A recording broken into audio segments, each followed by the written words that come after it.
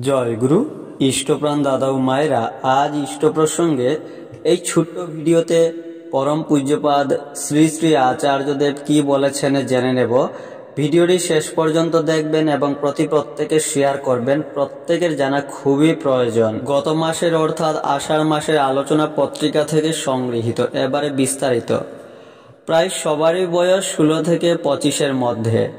এই প্রাণোচ্ছল তরুণ প্রজন্মের প্রতি স্নেহল কণ্ঠে আচার্যদেব বলে চললেন, পড়াশোনা কাজকর্ম সামলে এক মুহূর্ত সময় থাকলেও তা ঠাকুরকে দিবি। ছুটির দিনে দল বেঁধে চলে যাবি বিভিন্ন অঞ্চলে গুরু ভাইদের কাছে। তোরা নিজেদের মধ্যে সবাইয়ের সাথে যোগাযোগ রাখবি। দীক্ষিত অদীক্ষিত নির্বিশেষে সবার খবর নিবি। পরিবেশে যে কোনো মানুষের সমস্যায় পাশে দাঁড়াবি।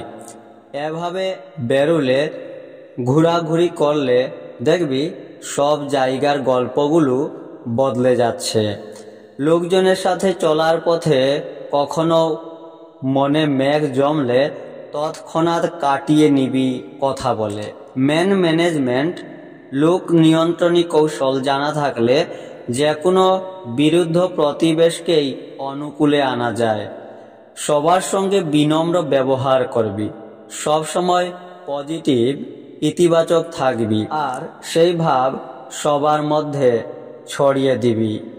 কখনো নেগেটিভকে, নেতিবাচকতাকে প্রশ্রয় দিবি না, ভয় পাবি না। সব সময় মন ঠাকুরে যুক্ত রাখবি। যদি ঠাকুরের কাজ করতে চাস তাহলে মেজাজটা ঠিক রাখাই চাই। জয় গুরু।